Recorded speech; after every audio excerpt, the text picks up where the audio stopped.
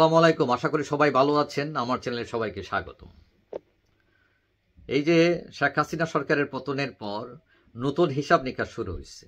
মানে কারা ক্ষমতায় যাবেন, কিভাবে যাবেন, কাকে নিবেন, কাকে নিবেন না, কে নির্বাচনে অংশগ্রহণ করতে পারবে, কে করতে পারবে না, বিভিন্ন ধরনের চোখ রাঙানি, সরকারের সাথে আপোষ, ছাত্রদেরকে একবার হাতে নেওয়া একবার ফেলে দেওয়া, বিভিন্ন ধরনের ক্যালকুলেশন। কিন্তু যতটুকু জানা যায় আসল ক্যালকুলেশনটা হয়ে ফিক্সড হয়ে আছে অনেকেই মনে করেন, এবং কেমনে হয়েছে সেটা পরে আসি। এখন কথা হলো যে এখন মাঠে আছে কারা?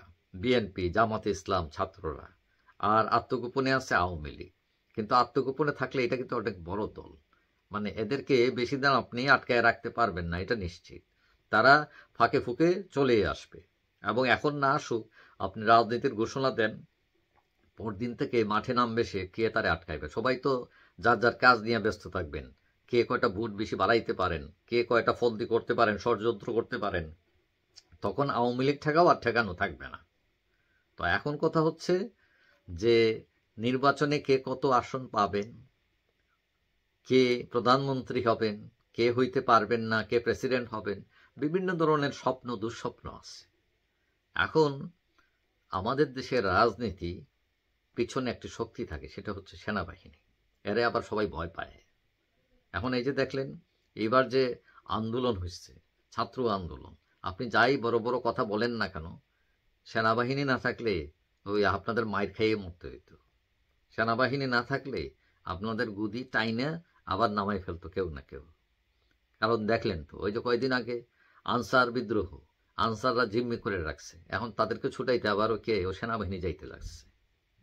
তো এখন কথা হচ্ছে সেনাবাহিনীর একটা ভূমিকা আছে। সেনাবাহিনী অনেক ভালো কাজ করছে আমাদের দেশে, আবার সমালোচিত।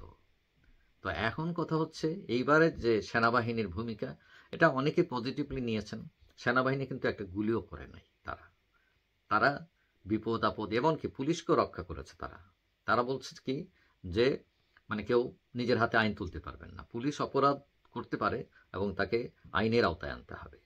তো সবকিছু মিলিয়ে এইবার যে সেনাবাহিনী তার পজিটিভ ছিল। এখন সবাই তো দৌড়াইতেছেন এই সরকার, তারা বলছে রিফর্ম নিয়ে, সংস্কার নিয়ে ব্যস্ত তারা।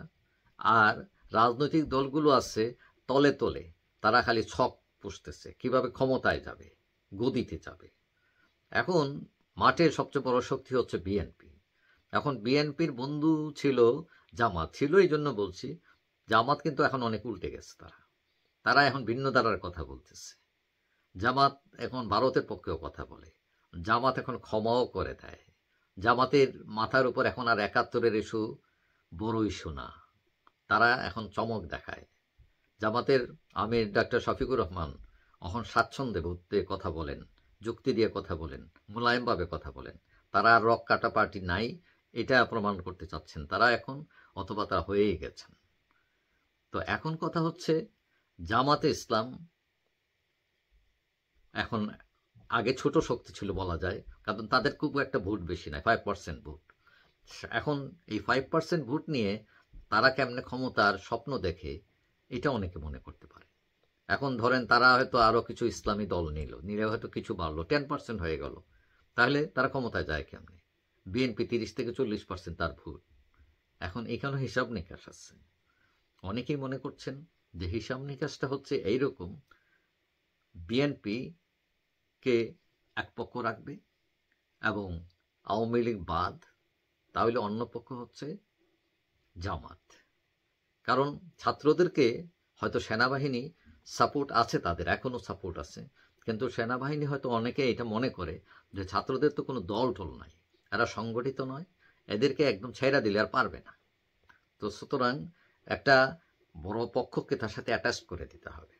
এবং এটা অ্যাটাচ করতে গেলে প্রথম কথা হলো ছাত্ররা কিন্তু বিএনপি জামাত এদেরকে তারা মানতেছে না, মানবে না। কারণ তারা এর আগে স্লোগান দিচ্ছে যে একই সাপের দুই বিষ, অর্থাৎ দুই দলকে তারা সাপ মনে করে, এরা বিষধর। কারণ ক্ষমতায় গিয়ে তারা মানুষের আশা আকাঙ্ক্ষা পূর্ণ করতে পারেনি। সো ছাত্ররা বিকল্প হিসাবে তারা যদি নিজে দাঁড়াতে না পারে, তারা তারা জামাতের কাজ নিতে পারে তারা।